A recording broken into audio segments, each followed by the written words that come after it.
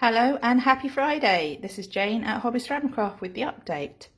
So this is a piece that Rachel has painted. It is the Bisque Import boot, and she's just painted it with Stroke and Coat with no clear glaze over the top, because Stroke and Coat, when applied in a 3-coat application, will give you that gorgeous glaze finish. But she's also used the Hobby Colorobia Fairy Dust over the top of the Stroke and Coat, so you can see the purple there, and the red has got an extra little sparkle in it, and that is the coloured fairy dust, which I think is rather gorgeous.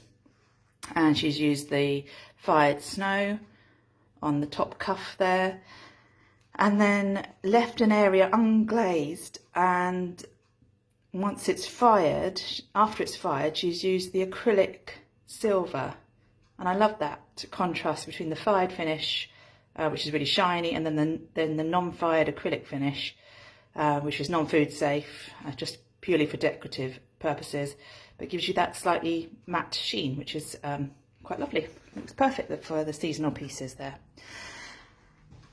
And Sarah has painted the market bag, and look at you can see the texture of that just catching the light there.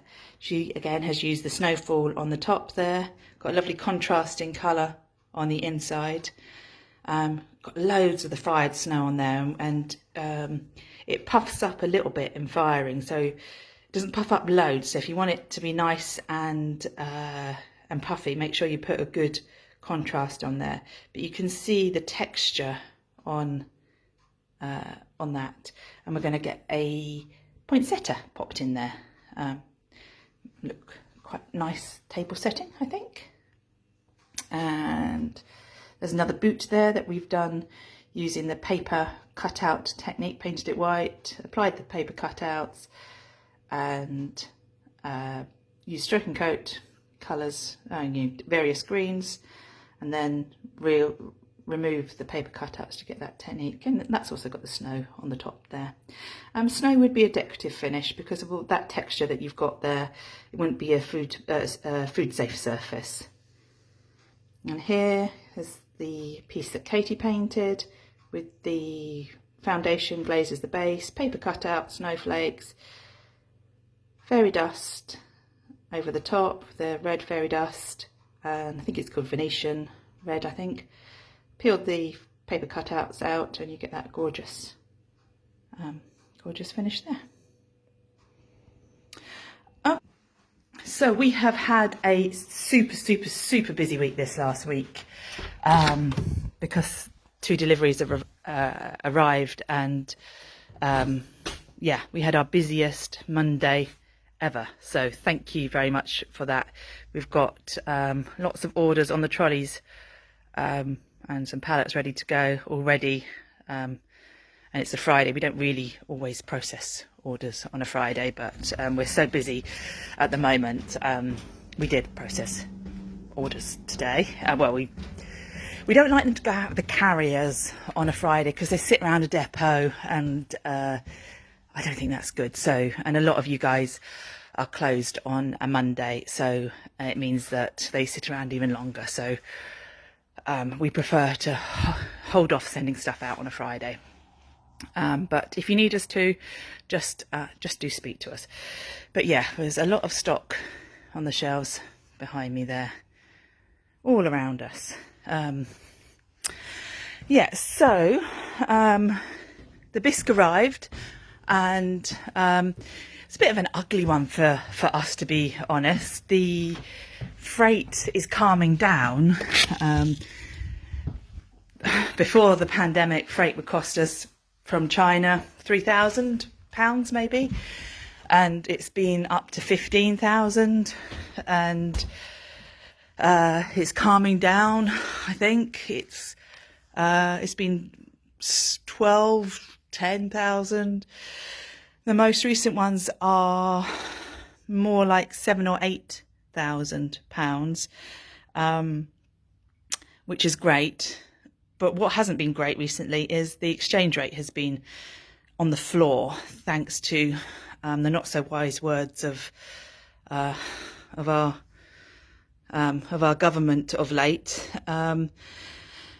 Thankfully, the autumn budget has helped it all calm down a little bit. So my exchange rate is a little bit better. It's still not great. It's today it's 119. So by the time I buy it, I get 112, 114. So it does mean the stock in these last two containers have probably been the most expensive stock that we've ever bought.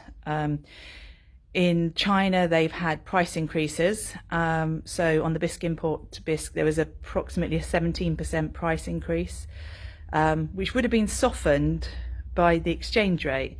But the exchange rate was rubbish. The freight was better, but the exchange rate sort of cancelled out the saving that we had on the freight. So you will see on this bisque price increases from between 17% up to one particular item. One particular item that I love is actually 250% price increase. So this item here, it's gorgeous. It's an absolutely stunning jug. I love it. That one had a 250% price increase. Crazy, hey? Absolutely crazy. But it's a good shape. I like it, and you can tell me whether you like it or not by whether it sits on my shelf forever and a day, or whether you actually buy it. I think it has its place. It's Black Friday this coming Friday, isn't it? Which I don't know why. Well, I do know why. It's a retailer thing, isn't it? Why we go crazy about that. But that means that the parcel and postage networks are going to be a little bit choked next week. Well, not this week, but the following week. So I think if you need to place an order, try and get it to us for the first half of this week, and then it hopefully we'll get more. It's a better chance for us to get the goods to you, and just allow a little bit more time, because I do think the delivery networks are going to be challenged. The Royal Mail's going on strike again, so that's going to add more pressure into the other delivery networks. And if you do choose the economy service on our website for postage, that service, we use the tracked 48 service for that.